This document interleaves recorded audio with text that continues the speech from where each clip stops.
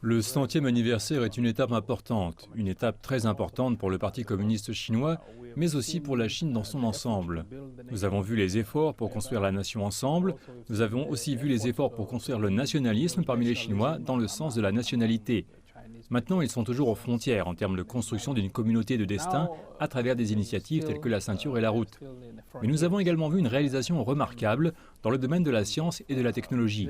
La Chine est un leader dans les technologies comme la 5G, le leader de l'Internet des objets.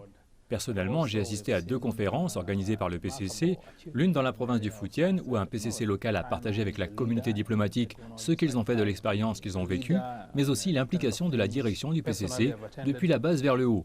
Ce sont les leçons que nous retenons et nous espérons que nos pays adopteront certaines des mesures, certaines des expériences bien sûr, et prendront en compte notre propre expérience et les conditions locales.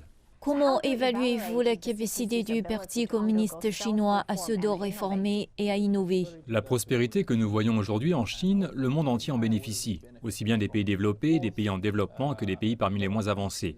Des lois ont été adoptées pour créer un environnement propice et favorable à l'engagement de la Chine avec le monde extérieur. Et maintenant, l'avancée technologique dont vous parlez, la 5G, rend la vie facile non seulement en Chine, mais dans d'autres pays qui ont décidé d'adopter cette technologie.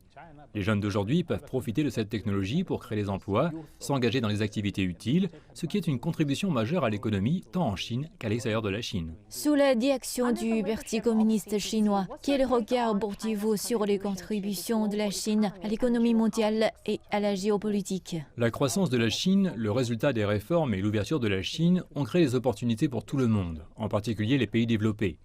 Aujourd'hui, la Chine est le premier investisseur dans de nombreux pays, le partenaire commercial numéro 1 de la Chine dans de nombreux pays. Des entreprises comme Apple des États-Unis font d'énormes profits en Chine, et aussi des compagnies comme Boeing. Je vole tous les jours, tous les mois.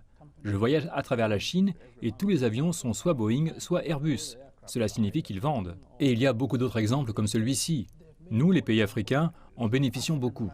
La Chine est aujourd'hui le premier investisseur en Tanzanie, le premier entrepreneur en Tanzanie et le premier partenaire commercial en Tanzanie. Et encore, nous n'avons même pas exploité 30% du potentiel qui existe en Chine.